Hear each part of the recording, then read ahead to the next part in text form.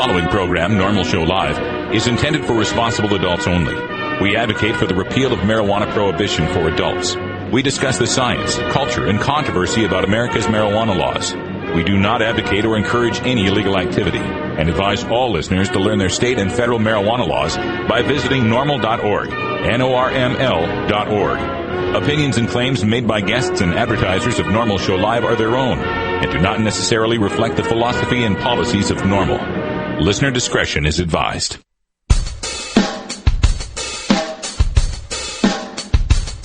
You take a seed, you plant it, you grow it, you dry it, you roll it, you smoke it.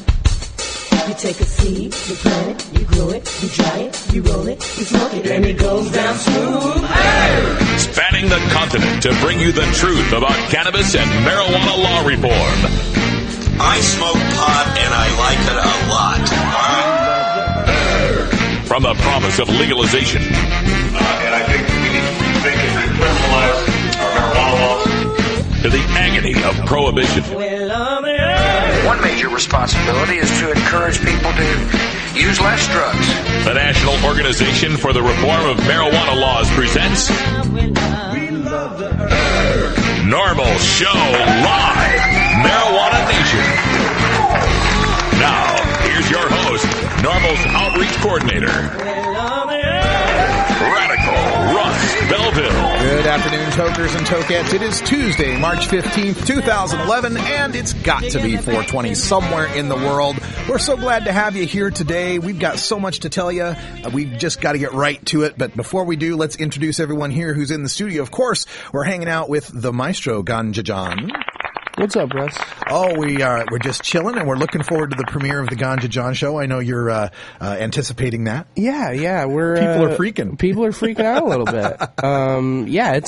It's going to be a good time. I was really worried about it. We smoked a little president, as we call it here. A little president? Yeah, a little president. Little Barack Hussein Obama. The BHO. We smoked a little BHO. I said, why am I worried about this? All I got to do is smoke some oil, and it'll write itself. That's right. Shows just write themselves. It's something that Hollywood needs to learn. Also, on today's show, Cannabis Carrie isn't joining us today. She's got another day off. It's all cool. It's all cool. Don't worry about it. There's nothing happening. She's just taking a couple days off. She works hard. She just did that pledge drive for KMUN, for God's sake. She was there at the studio, I don't know how much she was there, but working hard to raise money for community radio. So please, Carrie, take the day off. We got it covered here. Also here, hanging out in the studio is the intern Kaliko. He's hanging out with us today, and we'll be stopping by from time to time, and every now and then you just might hear that third voice pop in. All right, on today's show, we've got all sorts of good stuff. Cannabis Cure UK joins us for our Electric Tuesday Daily Toker Tune. Got some music from Lore Crew called Way Back today. And then at 1:30, important news that broke yesterday. We are visiting with Montana NORML's John Masterson, who was live blogging all of the DEA raids that were taking place. Apparently 10 different locations raided by the DEA, the FBI, and some local authorities. John will be joining us at 1:30 to give us all the updates and tell us what you can do to help the people of Montana fight back. And then at the end of the show, a little radical rant on progesterone. I don't know if you caught this story on progesterone, but it shows once again why we need to protect the right to home cultivation here for medical marijuana and for consumer cannabis. Before we get to that, we got our headlines. I'll be bringing in the news today. We've got a seizure on the Texas border of 2 tons of Mexican swag, a stupid stoner story involving DARE, good news in the legislatures where Montana and Nebraska both reject DUID bills. Florida and Missouri are looking to enact medical marijuana bills. A great study out of South Africa on cannabis and psychosis, and one last story on the latest endorsement from Willie Nelson's Teapot Party. So all that's coming up here on today's NORML Show Live. And don't forget, we're a larger part of the NORML Network now. You'll get to hear new podcasts all day long today. Coming up at 4 o'clock, you'll hear the Cannabis States of America. They've got a new podcast up. At 6 o'clock, the latest John Doe Radio. At 8 o'clock, Cannabis Cure UK. And at 10 o'clock, Mile High NORML Show. We're back right after this. You're listening to NORML Show Live, the voice of the Marijuana Nation.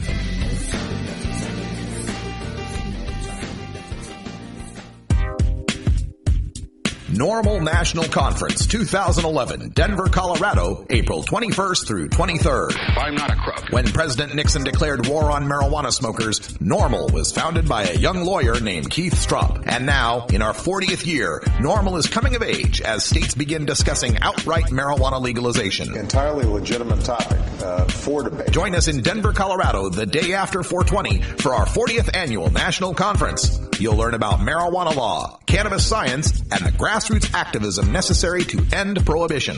Set in the Mile High City, America's cannabis capital. Special guests include medical marijuana pioneer and Harvard emeritus Dr. Lester Grinspoon, U.S. Congressman Jared Polis, and NORML founder Keith Strop. NORML National Conference 2011, coming of age in Denver, Colorado, April 21st through 23rd. It's the true Rocky Mountain High.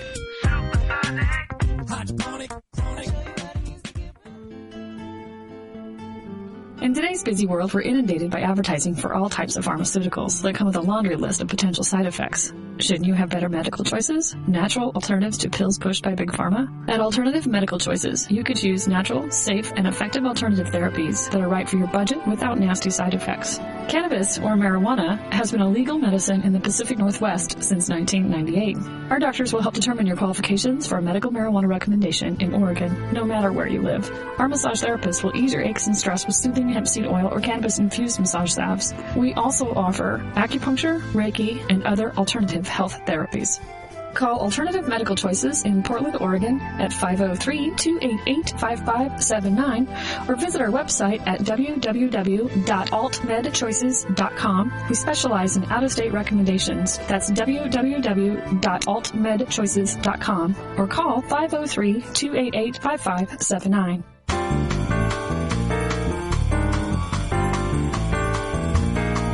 Medical marijuana, industrial hemp, consumer cannabis.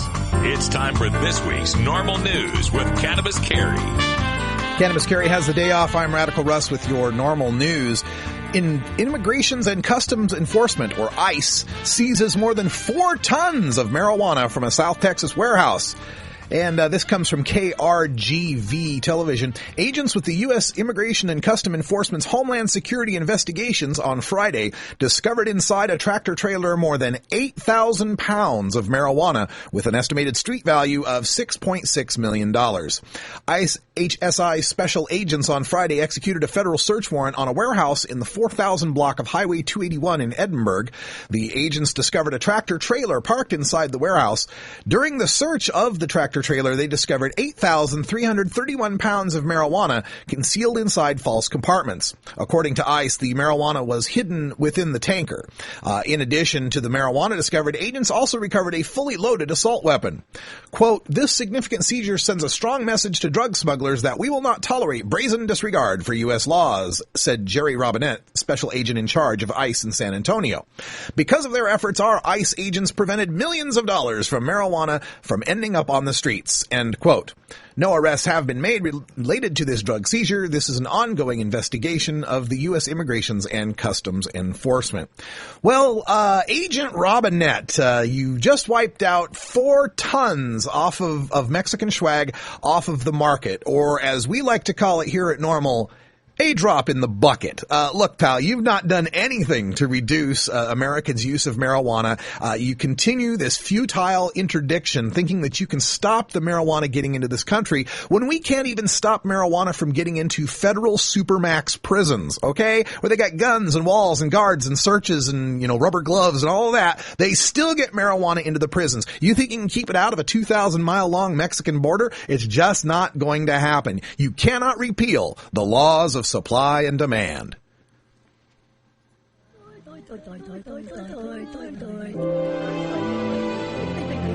Stupid stoner stories.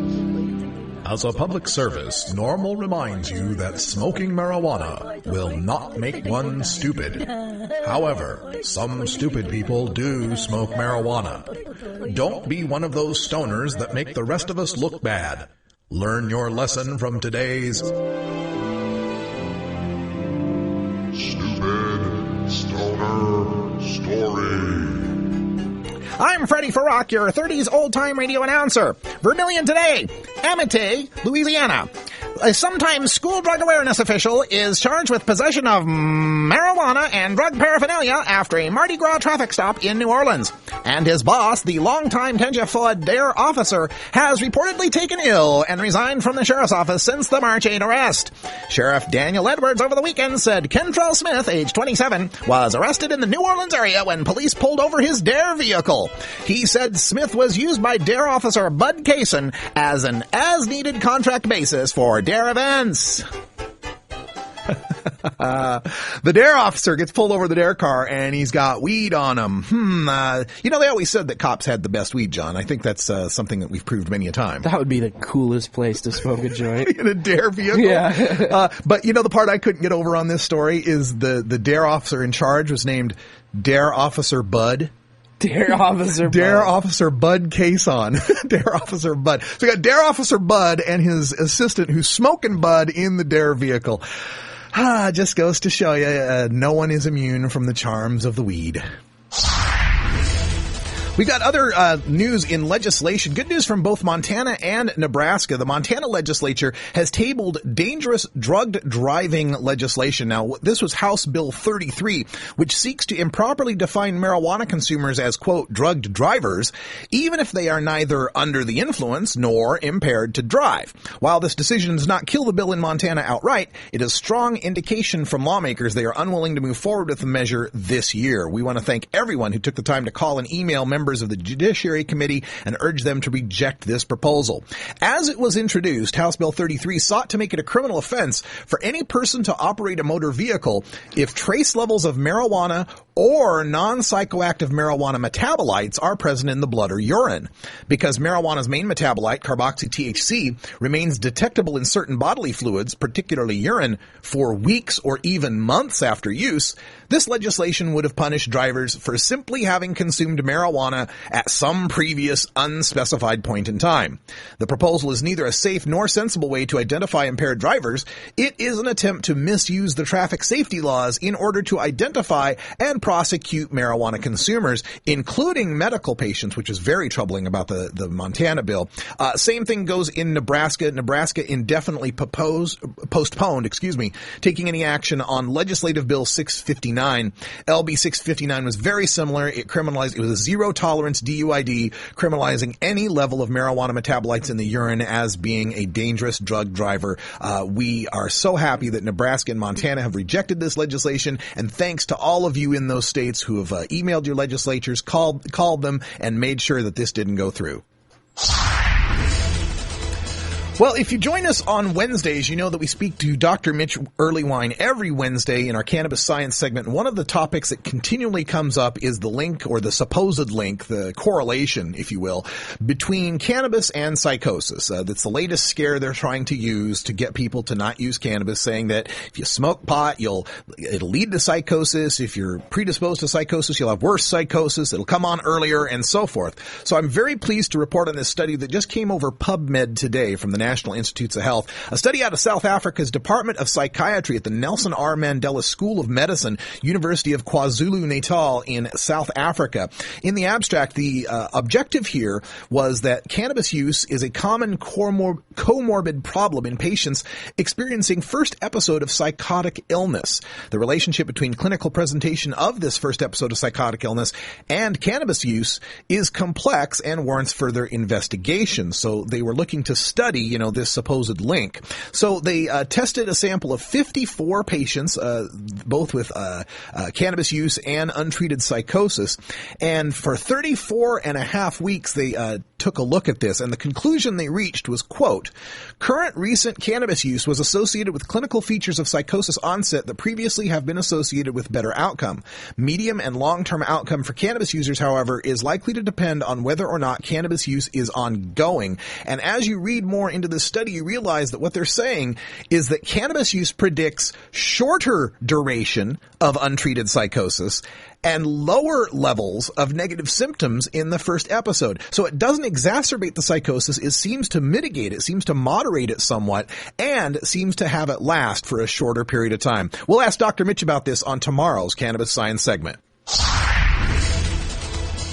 Also looking on the legislative front, more good news coming out of both Florida and Missouri. A bill to offer legal protections to medical marijuana patients has been introduced in Florida. This is House Joint Resolution 1407, which seeks to authorize the legislature to establish regulations regarding the physician-supervised use of marijuana and to mandate an affirmative defense from criminal prosecution to select patients.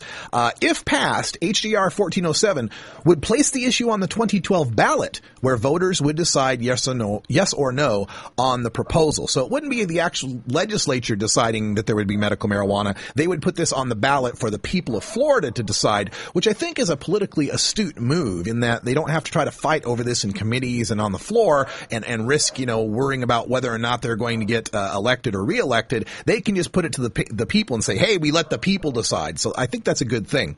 According to a recent statewide poll, 57% of Floridians support allowing authorized patients legal access to marijuana as medicine. And if you'd like to get involved, you can get in touch with NORML of South Florida at normalsfla@gmail.com. NORML of South Florida. We also have links to all of our Florida affiliates up on our website at stash.normal.org. Also, Missouri is beginning a medical marijuana law proposal as well. We want to encourage everyone to check out Missouri NORML and the affiliated chapters in Missouri for support of this bill. This is just another medical marijuana bill that would allow for the state-authorized use of cannabis by patients who meet a qualifying condition. And as we get more details on that bill, we'll let you know. And finally, news in the political realm from Denver, Colorado, and Willie Nelson's Teapot Party. The Teapot Party backs Doug Linkhart, current Denver councilman for mayor of Denver.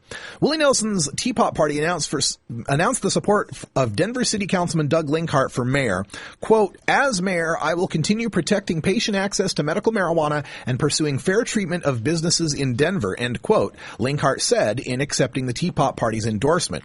Linkhart is the third candidate endorsed by the Teapot Party. The others are Gatewood Galbraith for governor of Kentucky and Chris Bailey for Austin City Council.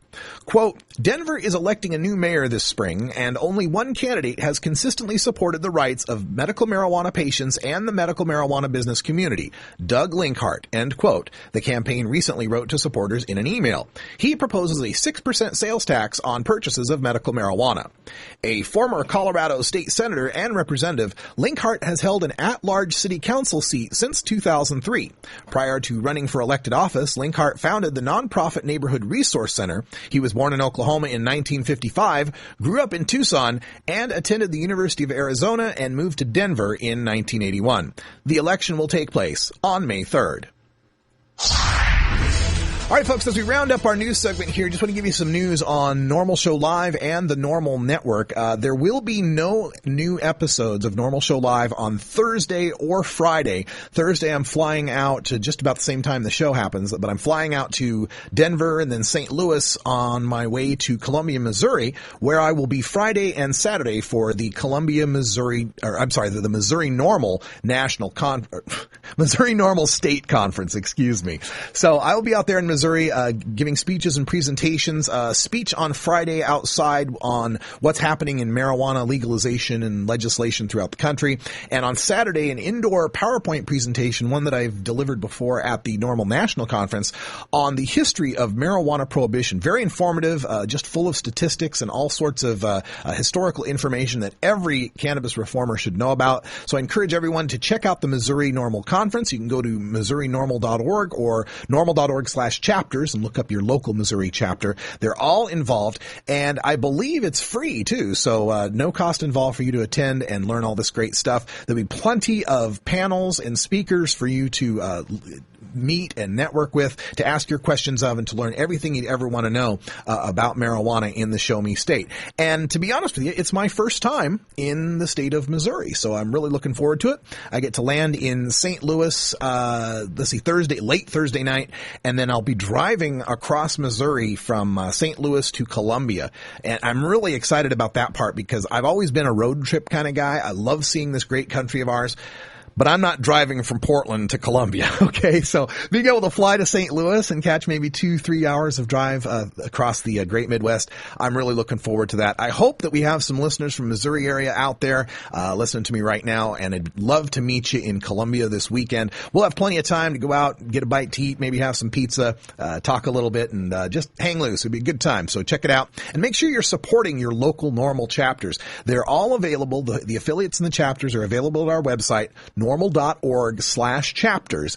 And we've got kind of a reorganization going on with NORML, where we're going to be putting more emphasis in our state affiliates and having our state affiliates recruit locally. If you'd like information on how to get started with the NORML chapter, you can just send me an email at russ@normal.org or stash@normal.org, and we'll be glad to help you out.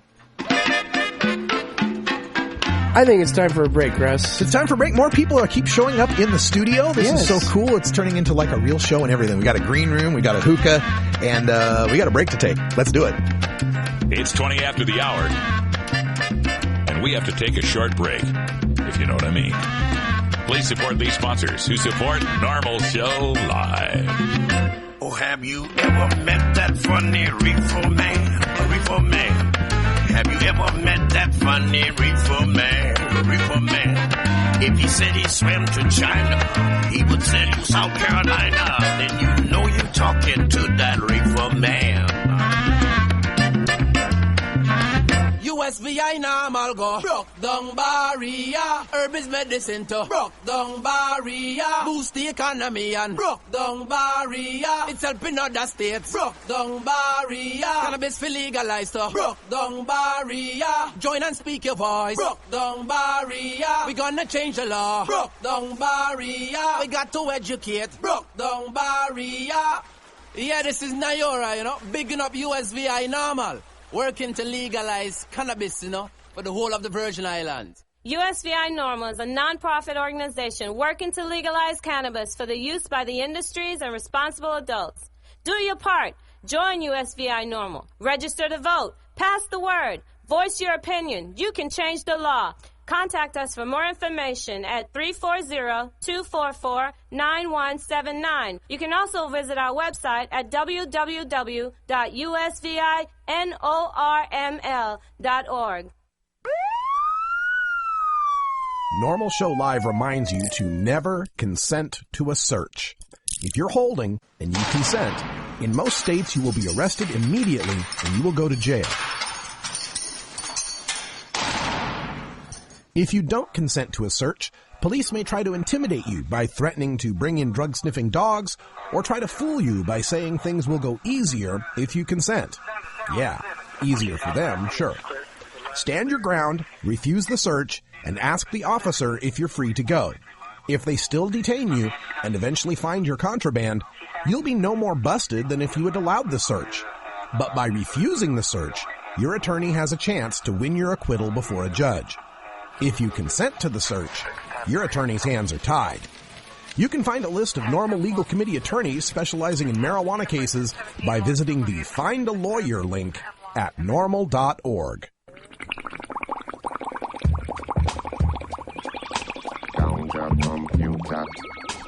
It's time for your Daily Toker Tunes, the best in 420-friendly music from all genres that uplifts, entertains, and informs the public.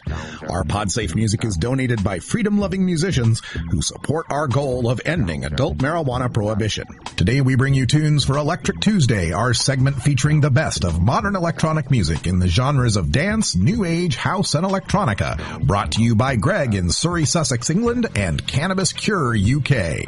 If you'd like to submit your song to be played on NORML Show Live, send it to us at stash@normal.org. Now, here's some great independent marijuana music for today's Daily Toker Tunes. Cannabis.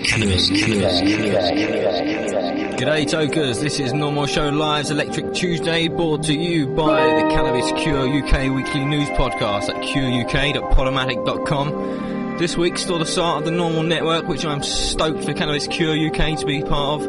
This is an amazing step forward in marijuana media broadcasting, and it's just going to allow all of the shows that Russ is invited to play get their message out to a whole new audience.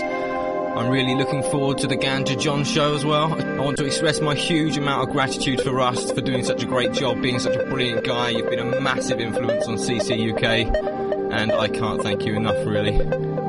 Today, Electric Tuesday Toka Tune is another track from the Law Crew over in Brisbane, Australia. I've played one of these guys' tracks on the Stash before, but they're just one of those bands that when they write a tune about our beloved Ganja, it's just pretty damn good. The track, Way Back, is about the early days of the members smoking and chillaxing. Sounds like they went to their classes and rewarded themselves with some cool beers and some nice spliffs at the end. The lyrics are great, so make sure you put your listening ears out for them. If you want to check out more of these guys' tunes, you can do so by checking out them on their soundcloud.com/Law Crew. Enjoy whatever it is you're smoking. I have some imported Moroccan hash over here right now, and I'm enjoying the smooth, thick smoke of this one, guys. Don't forget to check out Cannabis Cure UK weekly news podcast at cureuk.podomatic.com and the NORML Network premiere on Tuesdays at 8 p.m, live.normal.org. That's Pacific time, and 3 a.m. UK time for you late night through to Wake and Bakers in the UK. I'll be there with you with my bomb. Cannabis, Peace out. cannabis. I've heard people say they don't get high the first time they smoke. Not me. Oh, not us. We were really, really high. We was cold up.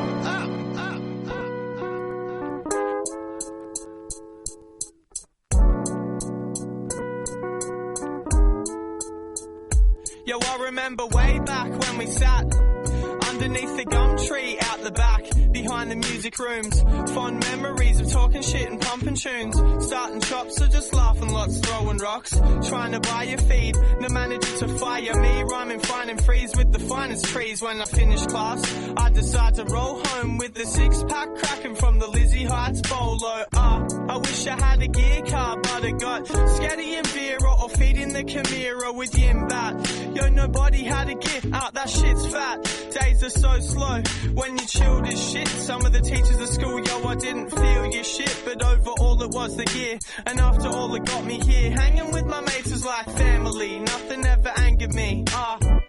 Yo, I remember way back in the day back, chilling in the haystack with the tightly wrapped Scooby snack that my mum packed just for me. Cause I remember way back in the day back, chilling in the haystack with the tightly wrapped Scooby snack that my mum packed just for me. Yo, remember when we used to go back and rap about your pad where we get so whacked in the free period? The whole crew was fiending this, but the sickest thing, we never seemed serious. The dreamiest kids always laid back. I know it was the shit cause we still listen to the same tracks. Ain't that something? Lame cats judging, take that junk in, break it and a muffin. Jumping in the music rooms, playing metal, stoner crew out, girls laying the pedals. Settle in the classroom, prime spot to chill and think, but yo, I got art soon. Bombing shit and spilling ink, rocking a little drink, a dust juice pop bar. Back in the day, they used to make that proper 100% with no added resentment. Out bush, back to my padders where heads went. Valley missions through the channel were my number one. Chilling in the forest, in touch with the bunjalung. Sorry, mum, I gotta run to the shed side. There's a whole rowdy crew of good vibes and red eyes. Cause I remember way back in the day back, chilling in the haystack with the tightly wrapped Scooby snack that my mum packed just for me. Cause I remember way back in the day back, chilling in the haystack with the tightly wrapped Scooby snack that my mum packed just for me. Well, it's way back which you miss, hidden in the mist, going on a mish, yeah, in the nim and sticks with the spliff was bliss. The crew and I would spend the day searching for a swimming hole and chilling in the shade. The term blazed wouldn't even describe us, with plant fibers wide holding open our eyelids, a vicious virus. We would spread through the undergrowth, little tyrants, raising hell everywhere we'd roam, covers blown, where we were caught by our family, chasing round wildlife and causing lots of anarchy, half-handedly, barbarically, uncannily, just my friends and me swinging through the canopy. But gradually days start slipping away, with too much on our plates to find time to play. Still the memories stay, like kicking it by the creek, watching all the Indians grow into chiefs. Cause I the haystack with the tightly wrapped Scooby snack that my mum packed just for me, cause I remember way back in the day back, chilling in the haystack with the tightly wrapped Scooby snack that my mum packed just for me, yo.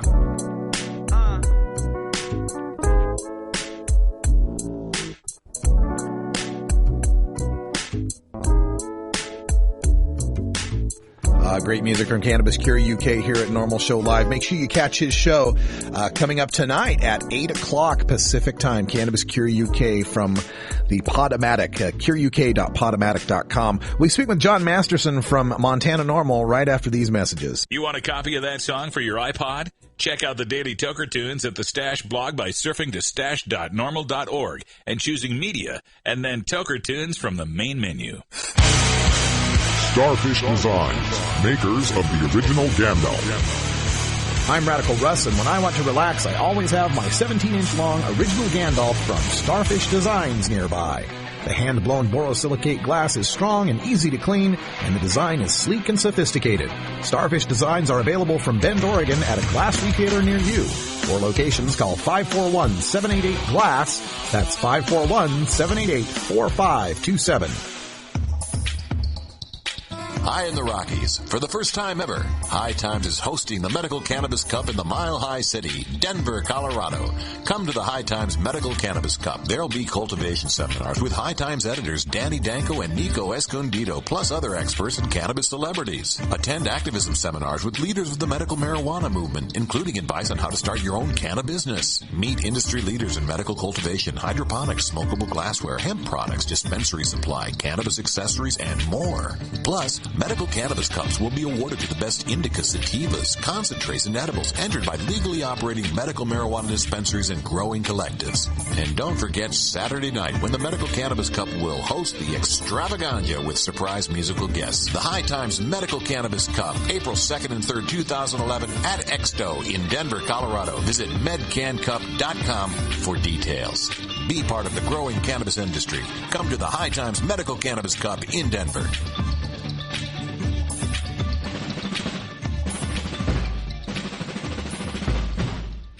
The effects of marijuana prohibition are felt by all Americans in every walk of life, regardless of race, creed, color, religion, social status, wealth, gender, sexual orientation, or even one's use or non-use of marijuana.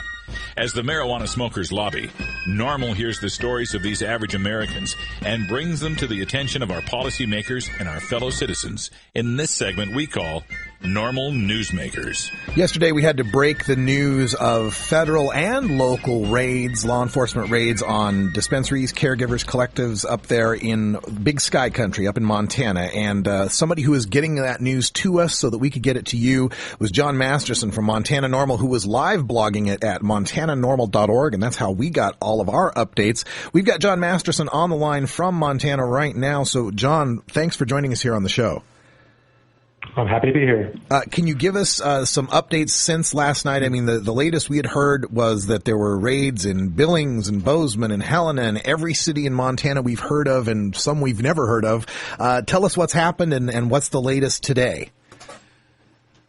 Well, the latest today is that one of my first emails of the morning around 7 o'clock this morning, I got an email from an MS patient up in Columbia Falls, which is up in the northwest corner of the state. And he said that he had been in touch with one of the federal agents on actually an unrelated issue, and that agent told him that he could not speak with him any longer because they had a whole bunch more warrants to go serve today. Oh, I see. And so we've been keeping our ear to the ground to try to get wind of any additional raids. And I got a rumor of one in Dillon, Montana, which is a smaller town.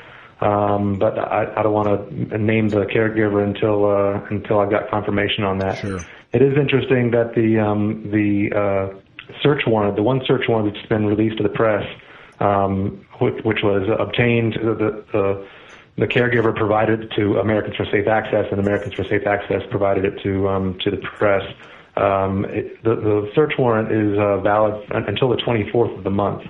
And so, and my understanding is that in these federal raid scenarios, sometimes it all happens on one day, sometimes it trickles out over a few days. And so everyone's sort of keeping their head low and bracing for the worst. Yeah, it seems like an attempt to systematically eradicate the medical cannabis business in the state of Montana, and it just seems so coincidental it happens on the same day that the Senate panel deadlocked 6-6 to prevent the repeal of medical marijuana. Have you found any real connection of that, or is it just coincidence?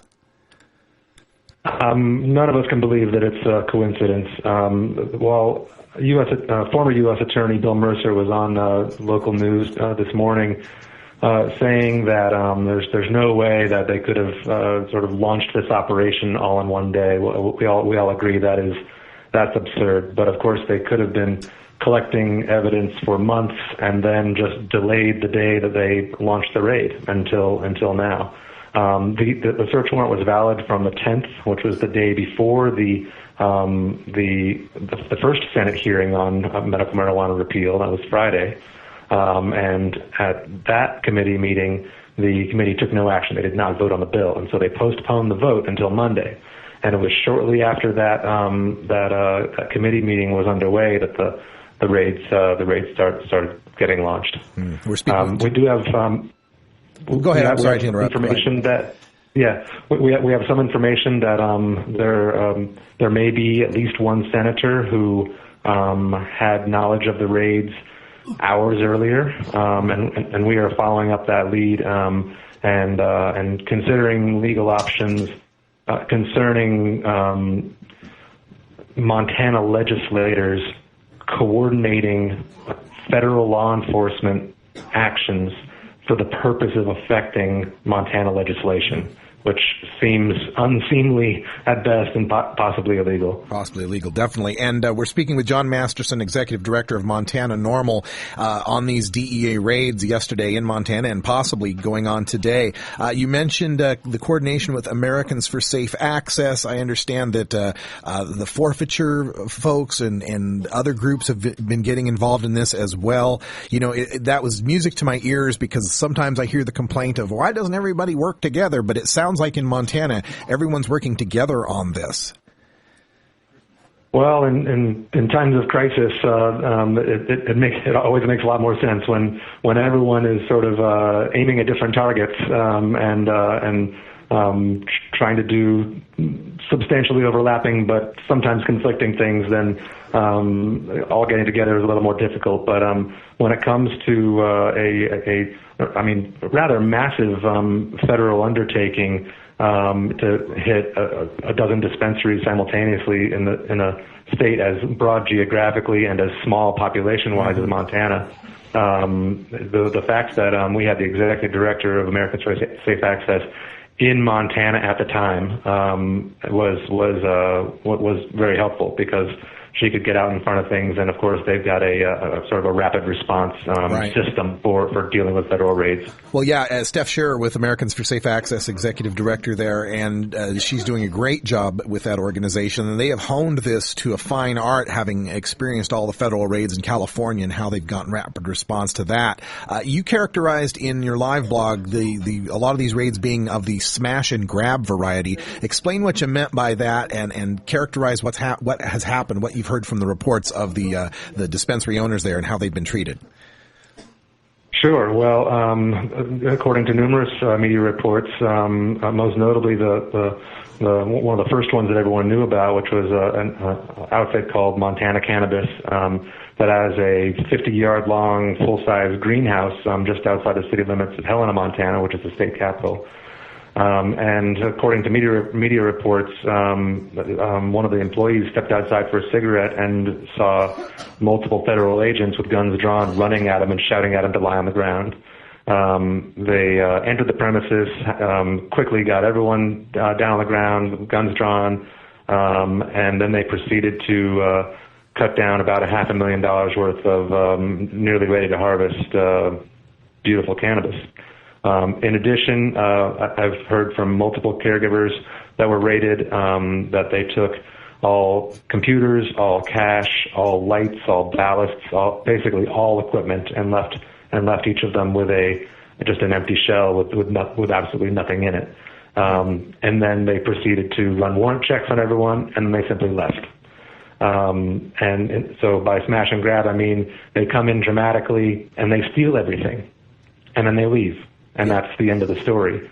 It's possible that a grand jury may indict one or more of the individuals involved, or they may just sit on it and choose not to act. Mm-hmm. So that's what I mean by smash and grab. You know, when these raids happened, I got a lot of people responding to me through social networking, saying, so much for the Holder memo, the famous memo from the Attorney General that said they wouldn't interfere in medical marijuana states where these people were in clear compliance with state law. What is the state of compliance with Montana state law with respect to these are there dispensaries legalized in Montana, I should say? Dispensaries are neither legalized nor prohibited by the current Montana state law. Okay. The current law simply says that a caregiver may receive reasonable compensation for services rendered. A caregiver must be an individual, a human being, and not a corporation. And so some read that to mean that this is supposed to be only about me providing for my dying grandmother type of thing. But nevertheless, for the last, I think the first storefront opened in Montana maybe 3 or 4 years ago, and the legislature has had a couple of chances to rein this in. And in addition, the Department of Health and Human Services was empowered by the law to draft rules that would regulate the industry, and they chose not to. So basically, everyone looked the other way, and then since the Holder memo, things have grown fast. There've been new stores opening up all over. There's been emergency moratoria passed by various local cities, and so it has grown dramatically. And so this was the right time for the legislature to figure out some thoughtful regulation, but they've been a little too focused on repeal. Yeah, we see this, we see it in California, Southern California particularly, as well, where the elected bodies here, whose job it is to come up with regulations and rules and laws so that abuses don't happen and so that things can run smoothly and fairly, they abrogate their duty. They just do not do their duty to come up with these laws because they have a moral objection to them or whatever excuse they want to give. And then it does end up a situation that grows fast and furiously. And the next thing you know, the feds are coming down and there's raids. And it's just a shame that they won't do the job the elected officials are elected to do. And I'm glad you mentioned Montana law with respect to caregiving, because this is how I've always been trying to frame it as I write up on these stories, is that these are raids of caregivers. Now, like, if I'm a caregiver, imagine I'm a person who can grow cannabis well, and I want to help out someone who has cancer. I'd like to be able to give them some cannabis, and by law, they can reimburse me reasonably for doing so. But, maybe I don't want them coming to my house. Maybe I don't want people to know where I live, so I maybe open up a storefront somewhere else. And maybe I don't help one cancer patient, maybe I help 10, maybe I help 20. So I can see how this has grown, and I can see how people doing this are doing this for a compassionate reason. And it's a shame that we have the federal government so intent on stopping this, and like you said, possibly colluding with the state senators or the state elected officials to make this happen. This is just a shame. As we round this up, John, I wanted to give you a chance here to just, if you have anything else you wanted to be able to get through to our audience about the situation in Montana or how they can help, who they can contact, the time is yours. Okay. Well, first of all, repeal of medical marijuana in Montana is of nationwide significance. So everyone listening right now should be keeping an eye on this and doing what they can to help out. Because if, as the state senators who are pro-repeal here have said, they've been getting calls from other state legislators and even from other countries, supposedly, that all eyes are on Montana, because if we can start turning this back, then we can gather some momentum and really crush these marijuana people. So this is important. It's a big deal. To keep track of what's going on, I'd invite everyone to become a fan of Montana NORML on Facebook. We're just Montana NORML. There also our website and blog.montananormal.org is where I'm publishing the most timely updates. And then finally, if you're in the great state of Montana, then I invite you to montanadrugpolicy.org, which I built to help people find their local representative and register for action alerts concerning all manners of drug policy. But the one that is most prominent right now is, of course, cannabis policy. All right. And, of course, everyone, check out MontanaNormal.org for the latest updates. And, John, on a personal note, as a little kid, I grew up in West Yellowstone, Montana. I visited the Big Sky Country many times throughout my life, and I can't wait to get back there again. I hope things go well for you, and we'll see you soon. Sounds good, Russ, and I've got a couch for you to crash on anytime. Fantastic. All right, folks, when we come back, a little radical ranting on pharmaceutical profit. Stay tuned. It's Normal Show Live.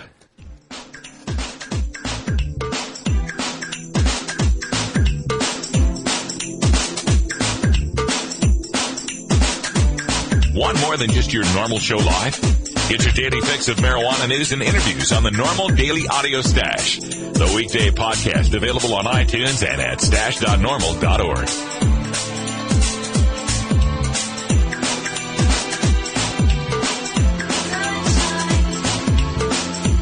Sir, do you think there will or should come a time for us to discuss the possibility of legalization, regulation, and control of all drugs, thereby doing away with the violent criminal market as well as a major source of funding for international terrorism?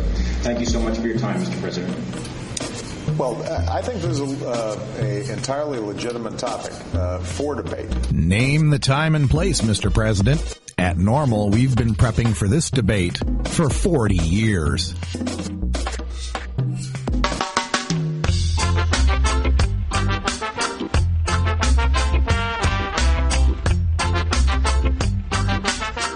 Do you really want to legalize marijuana? Prove it. Join NORML today at NORML.org, and your donation will help us spread the growing truth about cannabis. Free speech ain't free, you know. Free the ganja tree, it's the healing of the nation. Free the Cali weed, good for meditation. Free the pot smokers, they're in a delight. Lighting up the chalice, they keep no malice. Free the marijuana, come on, say. Free the marijuana, hear me, say. Free the marijuana, come on, say. Free the marijuana. You want answers? I'm as mad as hell, and I'm not going to take this anymore. You want answers? You have offended my family. I think I'm entitled. You want answers? I want the truth. And you have offended the Shaolin Temple. You can't handle the truth. Surely you can't be serious. I am serious. And don't call me Shirley. Radical rant. Progesterone profits for pharma prove personal pot production is a priority to protect. Never one to miss the chance for alliteration. Folks, I caught this story yesterday. I was checking out, I am always scanning the news, catching marijuana stories. Every now and then, one will pop up for drugs that aren't cannabis. And this one was from ABC News. And it's not about marijuana, but in a sense it is, because it's really important for us to take a look at how drugs are marketed and sold and protected and patented and copyrighted in our society, in the way that our government functions here. And understand how that could be applied to cannabis if we're not really, really careful. So check this story out from ABC News. Preventing preterm births just got 150 times more expensive now that KV Pharmaceuticals has gained exclusive rights to produce a progesterone shot used to prevent premature births in high-risk mothers. Okay, a shot to prevent preemies. Right? The little, peanut baby, little tiny, tiny babies they had spend hundreds and thousands of dollars on if you've got the insurance, if you got the health care. Ganja John. You're preemie? Yeah. And see? Look what happened. You one-eyed, one-kidneyed freak. We do not want to have people not being able to get these shots if they truly need them. To be serious about it here, this is not just a serious risk for the child, but a serious risk for the mother. Okay, so KV Pharmaceuticals now has exclusive rights to produce this shot. Now, although the shot has been available in unregulated form from specialty compounding pharmacies, I didn't even know there was such a thing, but there's such a thing as specialty compounding pharmacies for years at $10 a pop. The Food and Drug Administration recently granted KV Pharmaceuticals sole rights to produce the drug, which will be marketed as Makina. They didn't put an X, a C, or a V in it. Uh-oh, there's something wrong there. That's weird. That's weird. Makina, and cost $1,500 per dose. From $10 to $1,500 per dose. And you don't need just one dose, ladies. An estimated $30,000 total per pregnancy. $30,000 total per pregnancy. For KV Pharmaceuticals, thanks to the exclusive rights granted to them by was that the Food and Drug Administration? The FDA, say you? Yeah, the FDA, the one that we're constantly told that, marijuana hasn't been approved by the FDA as medicine. It needs to get FDA approval. Why? So we can sign it off to Pfizer, sign it off to Monsanto, GlaxoSmithKline, somebody like that, and they can, jack it up from what it should be to, $1,500 an ounce or something? That's the FDA we're supposed to trust? Is this the FDA? Excuse me, Vioxx, Fen-Phen, thalidomide, that FDA? The guy? Yeah, right. Okay. Let me continue from ABC News. Though KV Pharmaceuticals plans to offer financial assistance to low-income households in need of the drug. They're gonna help the poor folks out by reducing it from $1,500 to, $50? Though KV Pharmaceuticals plans to offer financial assistance to low-income households in need of the drug, how private health insurance companies and Medicaid will respond to this price spike remains to be seen, leaving many doctors fearing that access to this treatment will become severely limited or interrupted for those currently mid-treatment. Well, Mrs. Radical used to work in management for a major health insurer whose name rhymes with Boo Boss. Let me answer that question for you. The response will be, hell no, we're not paying for a $1,500 shot that should cost $10. Hell yes, you're going to have to stop your treatments if you can't afford them. Thank you very much. Yeah. And because FDA laws prohibit compounding pharmacies, remember those specialty compounding pharmacies we just learned about? Since FDA laws prohibit compounding pharmacies from making FDA-approved products, doctors will be legally obligated to stop using the cheaper version of this drug, a representative for the company told ABC News. So it's not enough that the progesterone shot that your wife is taking so she doesn't have a premature birth or possibly have some sort of complication in childbirth or have a miscarriage, emotional damage that happens from that. She's taking that pill at $10 a pop. Not only is that going to go up to $1,500 a pop, if doctors got a whole bunch on the shelf still sitting there, he can't give it to you for $10 a pop. He can't even give it to you $1,500 a pop. He's got to get rid of it. It's got to be destroyed. So KV Pharmaceuticals' special patented exclusive rights are protected. We wouldn't want any poor or working class mothers to avoid a high risk pregnancy, would we? So let's go to the quote again from ABC News. Quote, I hope I deliver before the new price kicks in, says Devika Ross, age 36, who has been taking the non-branded form of the shot called 17-hydroxyprogesterone caproate for the past 11 weeks. Her first child was born about 3 months premature after a combined 232 days in the neonatal intensive care unit, died from pulmonary hypertension. Okay, so her first kid, 3 months premature, had to spend 232 days. That was 9 months? 9 months in the neonatal ICU. And then dies from pulmonary hypertension anyway. And all the money and the debt and the bills and the emotional heartache and heartbreak that happens from all of this. From her first kid, she's already lived through that. Now she's sitting there taking this pill for $10 a pill, hoping against hope that she can finally have a child, that she can call her own and love, that can be healthy, born, at 9 months. Finally, she's taking this drug, and some pharmaceutical company here is going to tell her she's got to pay $1,500 for it. And, who knows if she's got insurance, or if she's got insurance, if it's going to cover it. She's crossing her fingers. I sure hope I deliver before the new price kicks in. When Ross became pregnant again this past fall, she was at high risk for another preterm pregnancy and was placed on the progesterone shot 16 weeks into her pregnancy. She is now almost a month further along than she was when her first child was born. So she's 7 months along then, I guess. And she has a good chance of delivering full term.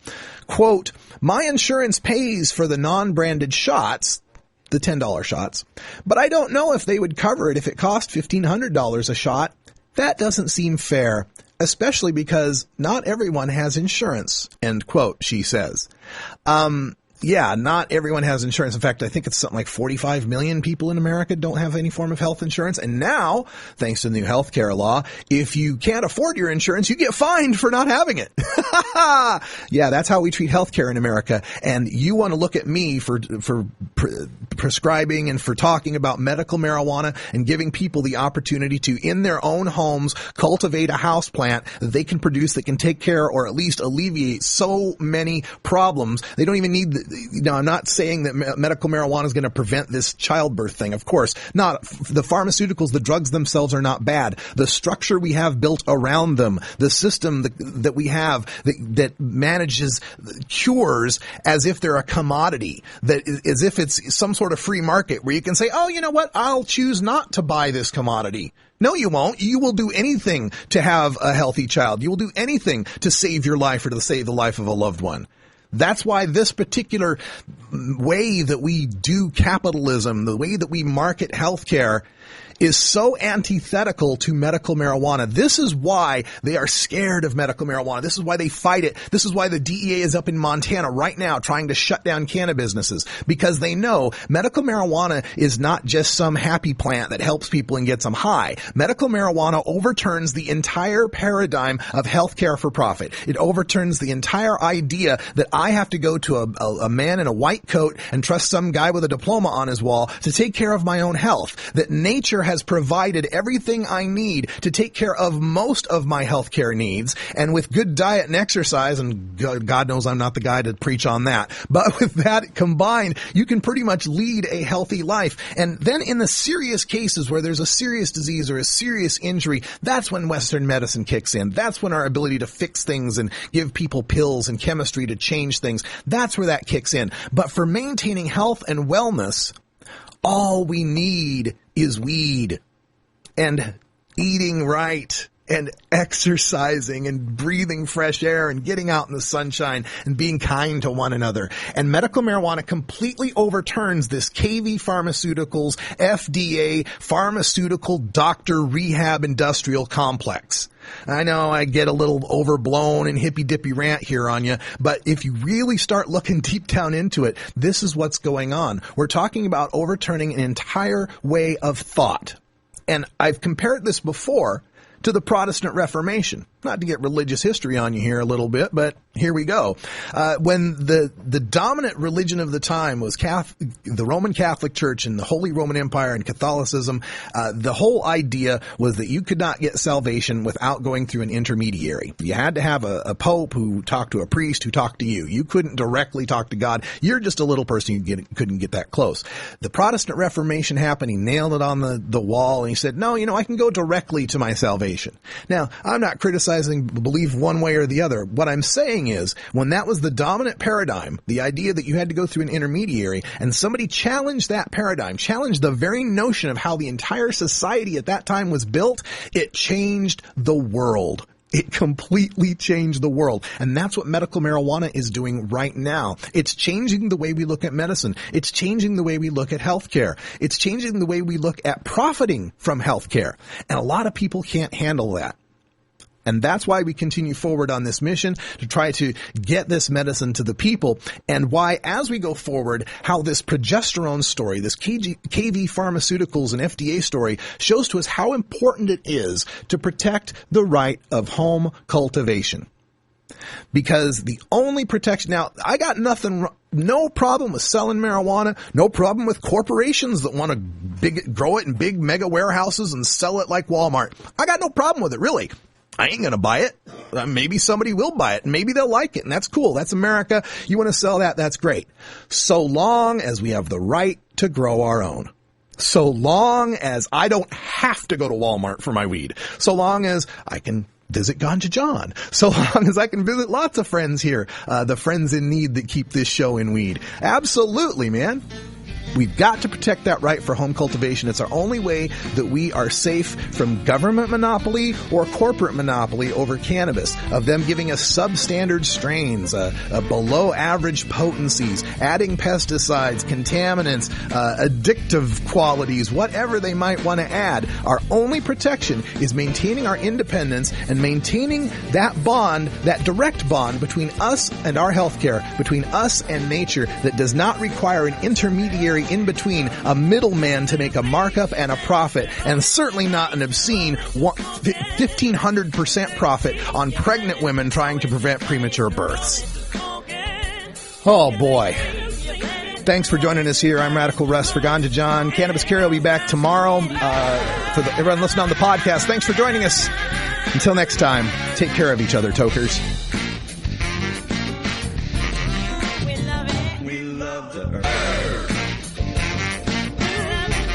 This is NORML Show Live, the voice of the Marijuana Nation. You take a seed, you plant it, you grow it, you dry it, you roll it, you smoke it. You take a seed, you plant it, you grow it, you dry it, you roll it, you smoke it.